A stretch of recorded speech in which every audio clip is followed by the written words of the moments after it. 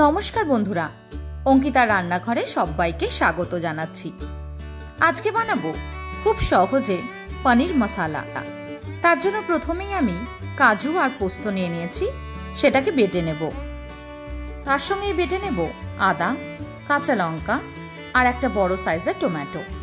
পোস্ত আর কাজুটাকে আমি একবার ঘুরিয়ে নিয়েছি। তার মধ্যে এবার আদা, কাঁচা লঙ্কা আর টমেটোটা দিয়ে খুব ভালো করে একটা মিহি পেস্ট বানিয়ে নেব।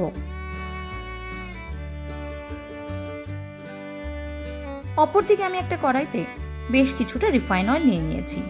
তার মধ্যে ফোড়নে দিয়ে দিচ্ছি জিরে আর শুকনো লঙ্কা। ফোড়নটা খুব ভালো করে ভাজা হয়ে গেলে দিয়ে দিচ্ছি আগের থেকে বেটে নেওয়া মশলাটা।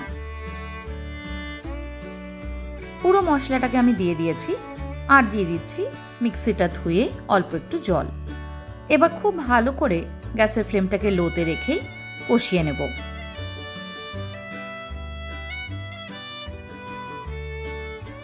মশলা থেকে যখন তেল ছেড়ে আসবে সেই সময়তে দিয়ে দেব লাল লঙ্কা, জিরে, ধনে, হলুদ, গোলমরিচ গুঁড়ো আর পরিমাণ মতো নুন।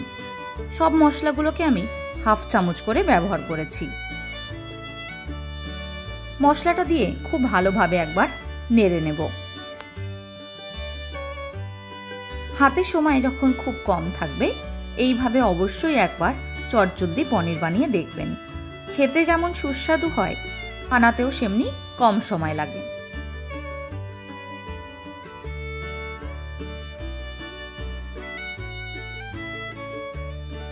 মশলাটা আমি লো ফ্লেমে কষিয়ে নিয়েছি, তার থেকে তেল ছেড়ে দিয়েছে। এবার দিয়ে দিচ্ছি 1 কাপ পরিমাণে গরম জল।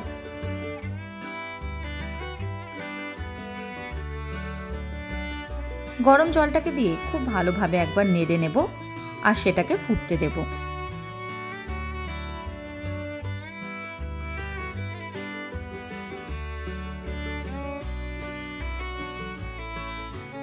দু মিনিটের জন্য হাই ফ্লেমে ফুটিয়ে নিয়েছি। এবার দিয়ে দিচ্ছি টুকরো করে নেওয়া পনিরের টুকরোগুলো। পনিরটাকে এই রান্নাতে ভাজার প্রয়োজন নেই।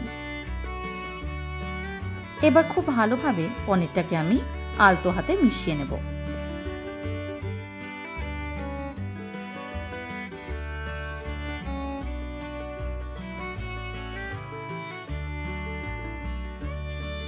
পনিরটা ভালো করে মিশিয়ে নিয়ে তার উপর দিয়ে ছড়িয়ে দিচ্ছি কাসুরি মেথি। আবারও একবার খুব ভালোভাবে সবকিছু মিশিয়ে নেব। কাসুরি মেথিটাকে দিয়ে 2 থেকে 3 মিনিটের জন্য ফুটিয়ে নিলে রেডি পনির মশালা। আজকের মতন এইটুকুই। আবার দেখা হবে নতুন কোনো রেসিপি নিয়ে। ভালো থাকবেন, সুস্থ থাকবেন। ধন্যবাদ।